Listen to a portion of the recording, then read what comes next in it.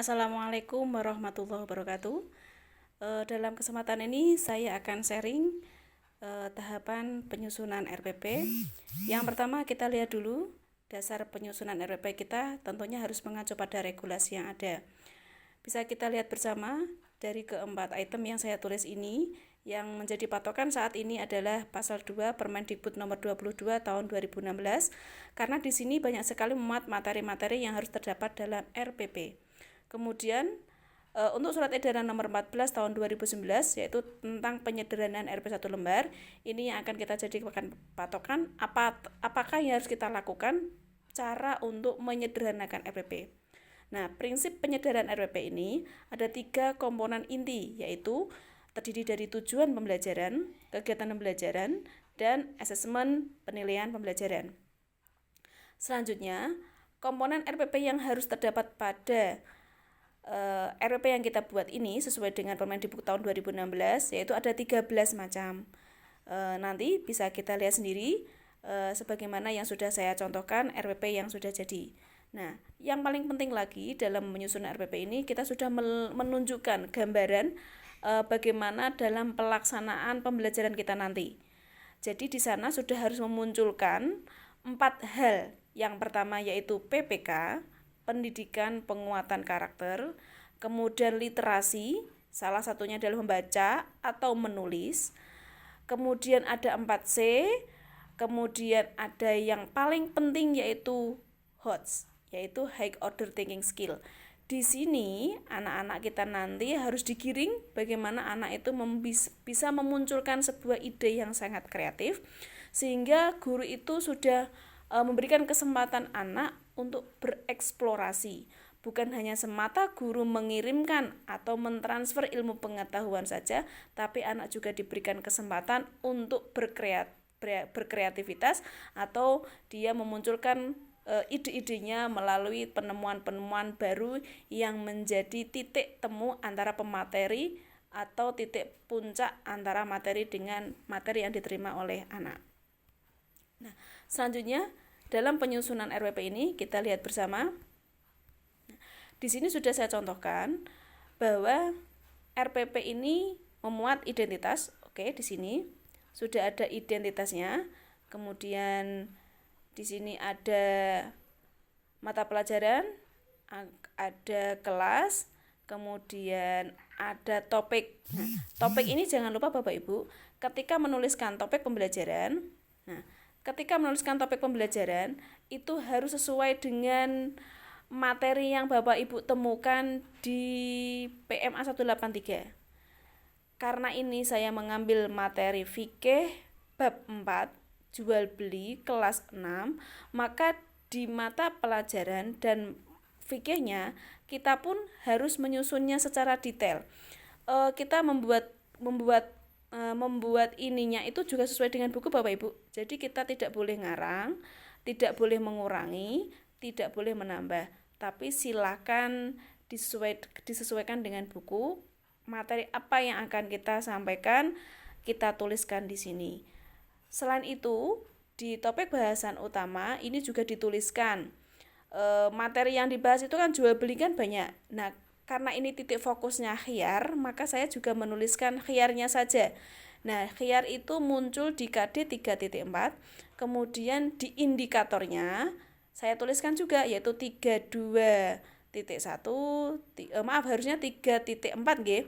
3.4.1, 3.4.2. Ini saya tulis harusnya 3.4. Nah, selain itu Bapak Ibu memunculkan topik materi ini, jenengan juga harus melihat pada cakupan materi yang ada dari buku. Jangan sampai kita mengambil materi itu yang tidak sesuai dengan buku atau keluar dari jalur kitab suci. Selanjutnya ada nomor 13, evaluasi. Evaluasi ini menjadi gambaran apa saja soal-soal yang akan kita sampaikan ke anak nanti setelah akhir pembelajaran. Nah, di sini saya menuliskan 5. Ini nanti 5 bisa dikembangkan lagi menjadi 10 mungkin, tapi 5 ini masuk ke dalam materi esensial, yaitu pengertian hiyar, kemudian menjelaskan pengertian hiyar dalam jual beli, kemudian menyebutkan macam-macam hiyar dan menyebutkan manfaat hiyar. Ini nanti bisa kita jadikan sebagai soal, tinggal mengganti kata-kata. Siswa dapat menjelaskan diganti dengan kata perintah soal. Nah, selanjutnya kita masuk ke nomor 10 dan nomor 11. Media atau referensi yang dibutuhkan, ini juga dituliskan. Jenengan bisa menuliskan lebih lengkap apabila buku itu sudah jelas. Seperti di sini, saya di sini menuliskan sumber lain yang mendukung. Ini semestinya harus ditulis buku apa yang digunakan. Karena saya menggunakan buku fikih MI kelas 6, maka mestinya di sini ini harus ditulis dengan nah, ini harus disesuaikan dengan ini. Nah, jadi supaya nanti ketika orang lain membaca, ini pun tidak ada masalah karena sudah jelas materinya ada di situ. Gitu nggih. Oke, selanjutnya kita lihat nomor 12. Oke, Bapak Ibu. Ketika kita melihat nomor 12, ya. Di nomor 12 ini ada, tadi kan sudah dijelaskan bahwa dalam penyusunan RPP 1 lembar itu yang penting ada kegiatan pembukaan, ada proses pembelajarannya. Di sini pembelajaran pembukaan ini nanti dikembangkan nggih. Jadi Bapak Ibu silakan mengembangkan dari kalimat-kalimat yang sekiranya memang dilaksanakan. Jangan hanya sekedar berdoa, jangan hanya sekedar mengabsen. Bapak Ibu kan ketika melaksanakan pembelajaran itu kan bukan hanya sekedar mengabsen maupun hanya sekedar berdoa. Tapi misalnya dengan menyapa di mana, di aplikasi mana, kemudian bertanya apakah hari ini sudah ada kegiatan, kemudian menanyakan motivasi, kemudian juga memberikan gambaran tentang manfaat pembelajaran ini. Jadi kegiatan pembukaan ini diisi dengan kegiatan awal kita akan menyampaikan pembelajaran dengan real, yang sekiranya itu nanti menggiring siswa untuk siap mengikuti pelajaran apa yang akan kita ajarkan ke anak-anak.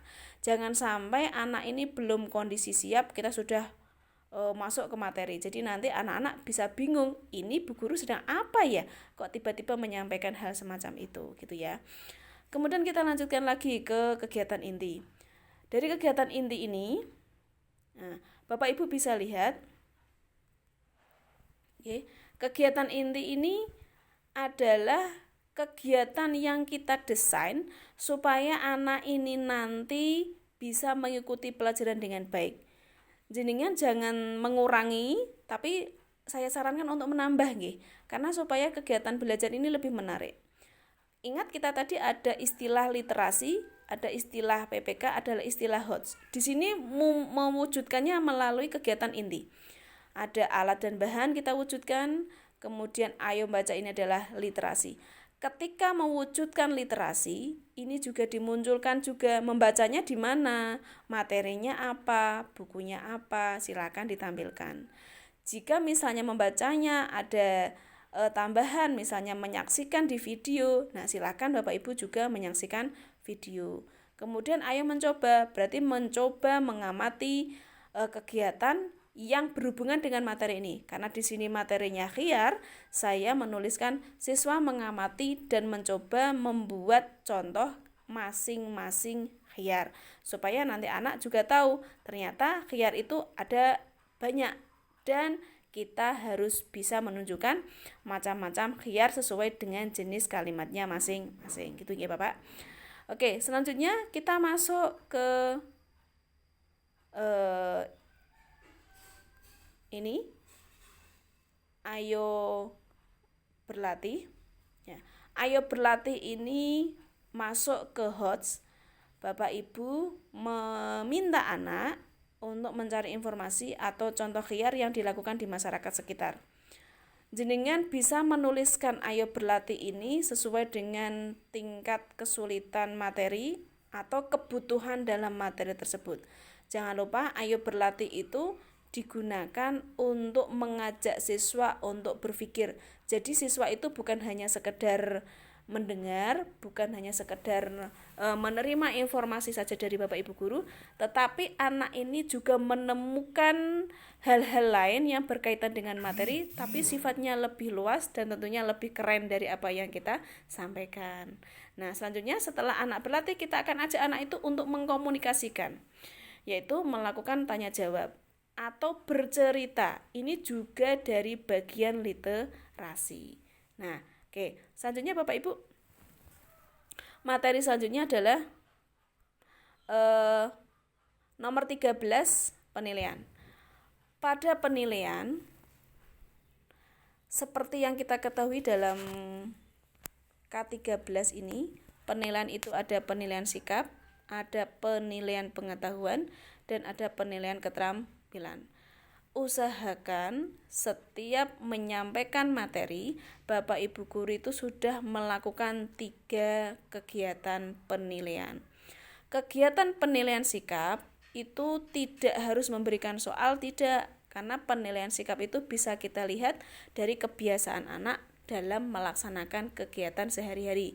Kalau misalnya spiritual berarti dalam berdoa, kemudian kalau sikap berarti dalam kegiatan pembelajaran. Bisa dilihat dari tanggung jawab, ketelitian. Nah, dalam materi ini ada membaca teks.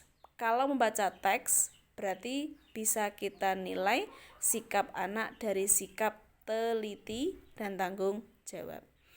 Setiap pertemuan kita tidak harus mengambil nilai kalau memang itu materinya seminggu bisa diulang 2-3 kali. Tetapi kalau materi yang kita sampaikan seperti fikih ini hanya seminggu sekali, berarti kita harus mengambil nilai sikap setiap kali pembelajaran. Nah, pengambilan nilai sikap ini tidaklah sulit Bapak Ibu. Cukup kita mengambil 2 atau 1 sikap anak yang kita lihat setiap pembelajaran. Kemudian dalam mengambil nilainya tidak harus semuanya, cukup diambil dari nilai anak yang tertinggi dan anak yang terendah. Jadi diambil dari anak yang sikapnya menonjol ke atas dan menonjol ke bawah. Jadi kita simpel dalam melaksanakan penilaian sikap. Nah, yang akan membutuhkan tenaga ekstra itu adalah penilaian pengetahuan. Dalam penilaian pengetahuan, ini kita membutuhkan instrumen penilaian atau yang dikenal dengan alat evaluasi. Kalau kita akan melaksanakan alat evaluasi, berarti Bapak Ibu guru juga harus membuat soal.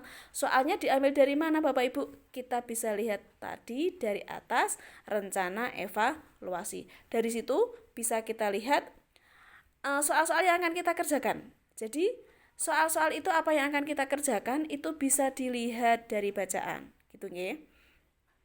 Ini materinya. Kita kalau sudah lihat materinya pasti akan tahu dong soal-soal yang akan kita keluarkan. Nah, seperti ini. Bapak Ibu bisa melihat juga bahwa dalam materi ini kalau di buku fikih kebetulan seperti ini nggih. Tapi pengembangan itu juga perlu Bapak Ibu. Jadi anak punya wawasan yang lebih luas. Jangan sampai kita hanya berpatok pada satu sumber, seandainya nanti kurang lengkap, Bapak Ibu harus memberikan referensi yang lain. Nah, setelah itu jangan lupa kita menuliskan soal. Soal ini adalah alat evaluasi kita, alat penilaian kita. Kemarin saya lihat Bapak Ibu itu menyusun RPP itu masih soalnya ala kadar. Mulai dari sekarang kayaknya kita harus berubah ya Bapak Ibu ya. Ketika kita menuliskan RPP yang ada soalnya, mari kita sedikit berpikir agak keras. Toh ini nanti akan kita pakai lebih lama jangkauannya. Jadi misalnya jenengan setelah menuliskan soal itu istilahnya soal itu harus dibuat yang lebih berbobot. Seperti kita kalau melihat soal untuk tes nggih. Jadi ketika kita ambil soal tes, itu setidaknya kita tidak pusing-pusing lagi merangkai kata-kata karena sudah sedikit ada di dalam soal harian. Nah, ini soalnya saya beri contoh ada 2 macam, multiple choice dan essay. Nah, untuk multiple choice ini memang butuh kreativitas, tapi ini pun nanti juga akan menguntungkan kita Bapak Ibu. Jadi ketika kita sudah bersusah payah mengerjakan ini, tidak ada salahnya dan tidak ada ruginya. Dan yang pasti Bapak Ibu semakin keren dalam membuat RPP. Nah, ini ada 5 contoh soal ABC. Nah, ini soalnya juga tidak sulit Bapak Ibu. Semuanya soal ini adalah soal yang berkaitan dengan khiyar. Jadi Bapak Ibu bisa mengembangkan materi ini yang lebih keren lagi. Kemudian untuk soal isian singkatnya, nah ini jelaskan pengertian al-khiyar. Khiyar tok juga boleh menurut bahasa. Tadi di atas ini sudah ada. Nah, ini. Nah, di sini sudah ada. Siswa dapat menjelaskan pengertian khiyar karena di sini sudah ada soal yang nanti kita jadikan gambaran. Berarti di soal ROM 2 ini Bapak Ibu tinggal ngambil aja soal dari atas. Karena tadi sudah disampaikan contoh evaluasi atau rencana evaluasi itu sudah dituliskan di RPP. Jadi soalnya jangan keluar dari rencana RPP. Nah, selanjutnya jangan lupa ketika kita menampilkan atau memunculkan lembar atau kegiatan pengamatan dari anak, maka kita pun harus memberikan atau menyediakan lembar pengamatan supaya apa? Anak tidak keluar jalur. Kalau hanya sekedar mengamati tidak ada tugas, nanti bisa saja anak itu tidak fokus. Tapi apabila anak diberi lembar tugas, anak-anak silakan dilihat video ini. Kemudian catat, perhatikan, catat, dan isikan ke dalam kolom yang sudah Bapak Ibu sediakan. Nah, dengan begitu nanti anak pastinya akan fokus, akan melihat secara seksama, lebih teliti lagi. Bukankah tadi kita membutuhkan sikap teliti dari anak-anak? Maka sikap ketelitian ini bisa dilihat dari anak memperhatikan video. Kalau untuk memunculkan kalimat dalam lembar pengamatan ini, Bapak Ibu tidak usah pusing-pusing, tidak usah itu terlalu banyak, enggak. Coba lihat aja ke sini. Contoh ini juga sangat sederhana. Di sini apakah terdapat kalimat khiyar dalam video tersebut? Sederhana bukan? Ya. Jawabannya kan tinggal iya dan tidak. Nah, kemudian bunyi kalimatnya.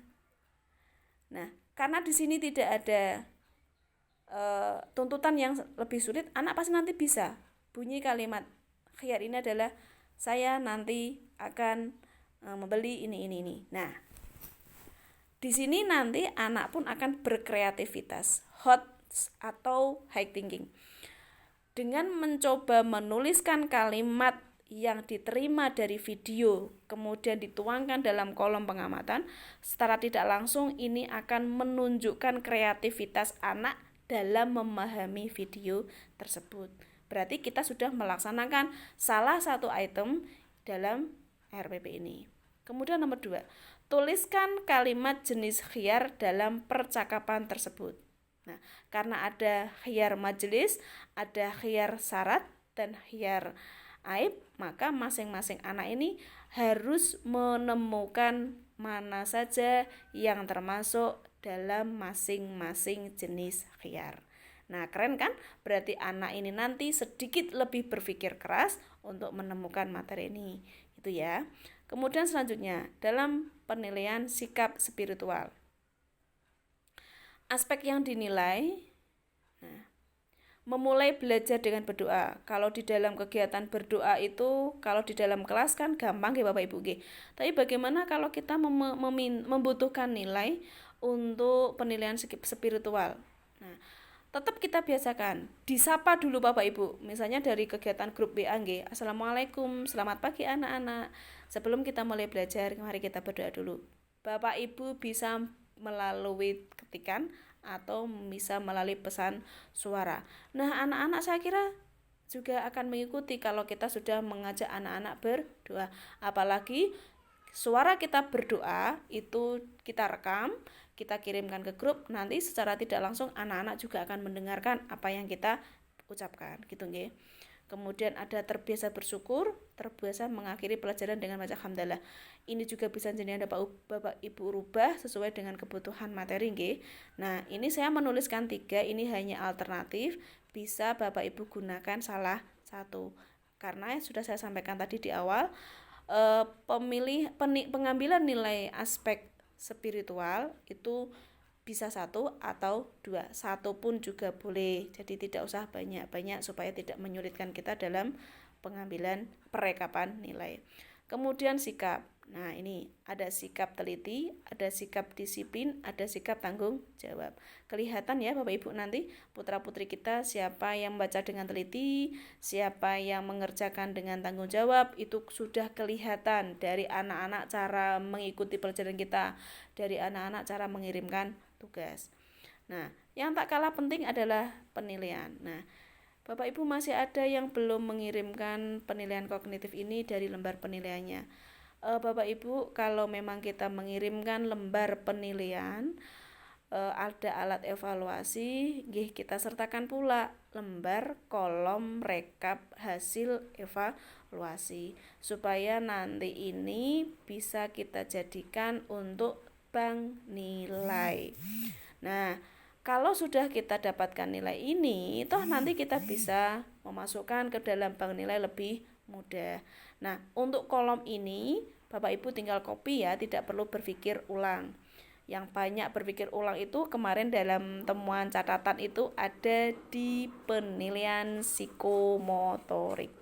Banyak yang masih ditemukan kriteria penilaian dan pensekoran untuk aspek psikomotorik ini tidak dirubah dari contoh yang saya sampaikan, masih sama. Harusnya sudah dirubah Bapak Ibu. Jadi kemarin itu saya mengambilnya kan bahasa Indonesia menggunakan kalimat efektif. Nah Bapak Ibu matematika atau pelajaran yang lain harusnya ya dirubah, tidak sama. Nah ini contoh penilaian psikomotorik. Menentukan jenis khiar dengan alasan berdasarkan video yang dilihat. Kalau menentukan jenis khiar, berarti kan Bapak Ibu nanti kan membutuhkan portofolio atau kertas atau tugas. Tugasnya ini tadi. Nah, ini loh. Lembar pengamatan. Lembar pengamatan itu jenis khiarnya apa? Ditulis, kemudian dikumpulkan kriterianya dikumpulkan. Anak kita beri tugas. Anak-anak silahkan dilihat video di sini, kemudian tentukan jenis khiar dan alasan berdasarkan video. Contoh begini, kan ada beberapa kalimat di dalamnya. Nah, khiarnya apa? Alasannya apa? Ada 3. Kalau anak-anak bisa menyebutkan 3 dan bisa menyebutkan alasannya, di sini. Nah, ini kita klasifikasi skornya. Jadi, klasifikasi skornya bisa 4, 3, 2, 1 atau 1, 2, 3, 4. Nilai yang terbanyak terserah jenengan. Yang penting memudahkan kita dalam pemberian nilai untuk anak. Kalau anaknya banyak ya jenengan sebisa mungkin mendesain supaya penilaian ini lebih mudah, supaya kita tidak merasa keberatan sendiri, biji-biji dewe jebule malah rekoso dewe. Jangan sampai seperti itu, okay? Kita lihat di sini ada skor yang 1 yaitu jenis khiar salah dan tidak tepat waktu, mengumpulkannya telat. Jenis khiar benar, tidak tepat waktu. Jenis khiar benar, tidak tepat waktu, atau jenis khiar salah tapi tepat waktu. Dan yang terakhir karena sempurna, jenis khiar benar dan tepat waktu. Nah, ini tadi ada alasan, harusnya ditambah lagi nggih, jenis khiar salah, alasan benar, tidak tepat waktu. Terserah jenengan mau di model bagaimana, tapi yang jelas dalam penilaian psikomotorik ini Bapak Ibu harus mengubah redaksi kalimat sesuai dengan cakupan materi Bapak Ibu. Jangan hanya sekedar copy paste. Boleh copy paste, tapi ambil kemudian diambil sarinya, kemudian didesain, kemudian dikolaborasikan. Bapak Ibu, demikian secara sederhana bagaimana cara penyusunan RPP. Saya sadar sepenuhnya RPP ini masih banyak kekurangan, sangat jauh dari sempurna. Silakan Bapak Ibu kembangkan, Bapak Ibu sesuaikan dengan kebutuhan masing-masing supaya penyusunan RPP di Kecamatan Beringin ini lebih maksimal dan bisa kita manfaatkan untuk jangka yang lebih panjang lagi. Ngeten, saya Ari, wassalamualaikum warahmatullahi wabarakatuh.